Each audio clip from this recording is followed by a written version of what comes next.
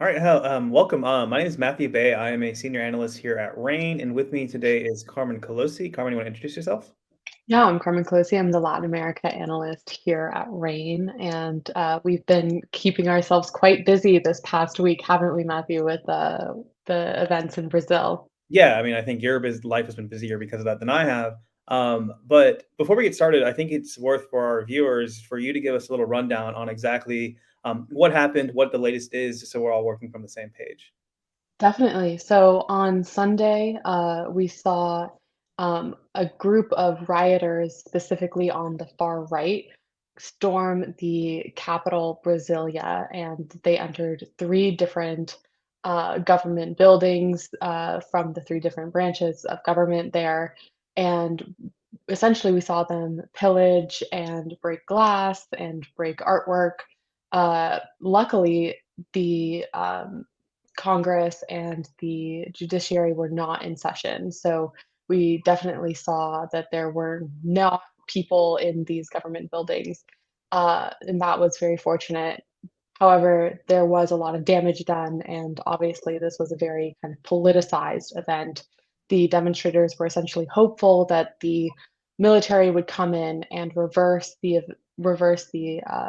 result of the election back in October, which saw the ouster of former President Jair Bolsonaro. Okay, so with that in mind, what is the next steps that we're looking for in Brazil in terms of everything else? Because I know that they've looked at into some investigations on the finance of some of the movements, some stuff like that. What are we expecting next on that?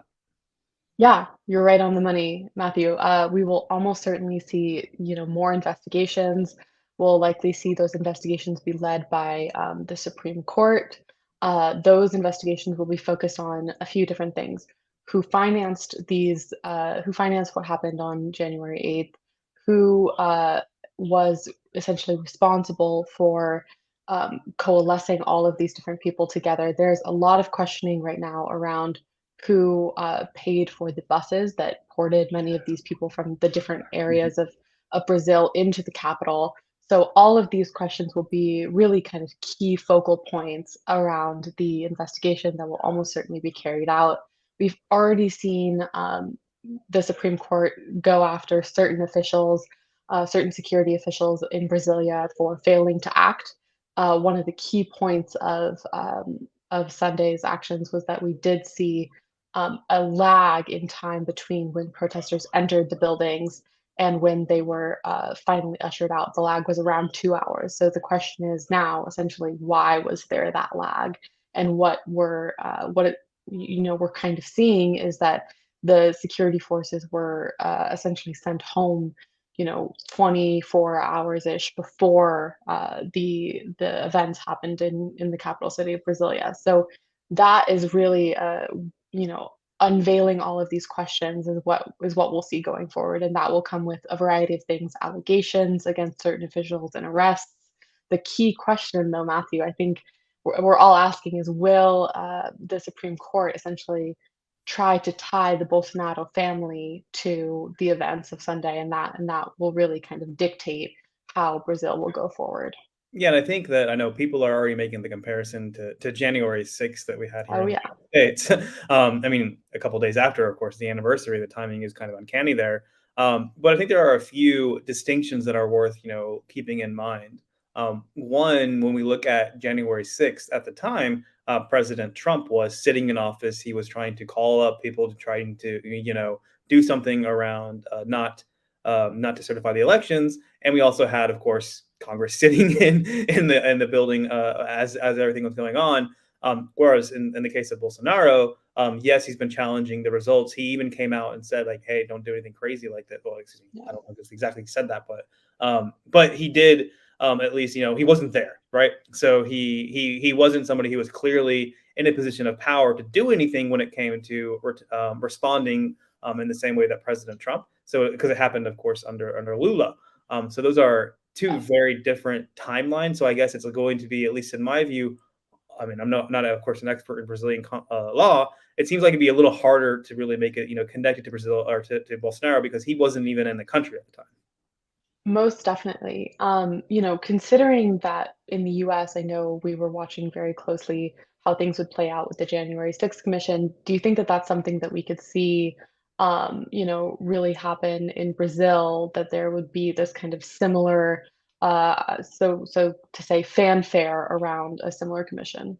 So I think that there could be. I mean, but and you would probably know the answer to this better than me. But I don't think we've seen the same degree of deep polarization in Brazil. I know we've seen it on the streets, but at least in the political parties where have somebody like the Republican Party that was really not trying to be involved with the January 6th Commission as much as it probably could have been if it wanted to be. I just don't know if in the Brazilian context we have the same political dispute or split where we could see it be hyper politicized and split because like of against like Bolsonaro's party versus like the rest of the of the country. So I don't know if we have that same polarization dynamic. Obviously, we have it on the streets from the protesters, but maybe not necessarily in Congress. Yeah, one of the things that has been so interesting in the aftermath of this is really to look at some of the polling, is that we've seen Mhm. the events of January 8th were very unpopular among Brazilians, and that has actually tanked Bolsonaro's popularity in the polling. So that has been really interesting, and that does lead me and our team here to really believe that it would be something that could potentially be very detrimental to Bolsonaro and his family, and, essentially a potential committee such as a January 8th committee, something very similar to what we have seen in the US, could potentially see a lot more centrist and right-wing support because of that polling that we're seeing in the immediate aftermath, that the majority of Brazilians are not necessarily supportive of the events of January 8th. And I think what's also different about the Brazilian context is in Brazil, there's a long history of political scandals, political corruption scandals that, in some cases, like Lula's case, result in some people being jailed. So I think there's a little bit more of I don't want to say acceptance, but realization that these kinds of things happen. And I do have a question, moving forward is, um, in a if we were to get to a situation where he's indicted, or we have an investigation that does find something or whatnot.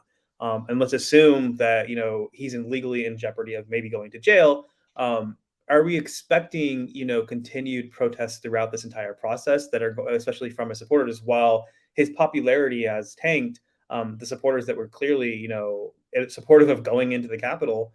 Those are obviously ones that aren't going to be taking right now in terms of reducing their support for Bolsonaro. So I imagine that some element of his support base would still be active. And I guess how broad would that be and how disruptive could it be?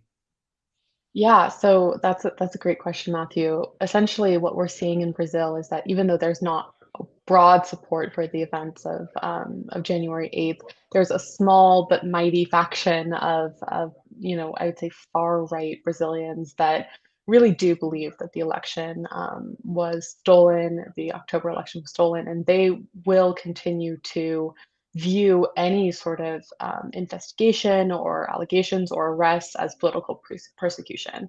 And so, because they do hold this belief very deeply, we'll continue to see them come out time and time again anytime that there's an update or development in the investigations that we're likely to see over the coming months and even years. And as we've seen, this kind of small but mighty group of far right Brazilians has become attacking other areas of the country. I know that we've been talking a little bit about some protests in front of refineries and things like that. Again, they haven't necessarily targeted, oil and gas yet, but that could be something that we could see. We could see them also target ports. This group is looking to, be as disruptive as possible. And if the disruption isn't necessarily in Brasilia, we could see them start to disrupt things like industry, like highways, roads, ports, oil and gas industry. Etc. Yeah. With that, that is all I think that we have time for. So I want to thank Carmen for joining me. And if you want to hear any of my analysis or Carmen's analysis, please visit us at ranenetwork.com. That's RANE network.com. Thank you. Thank you so much.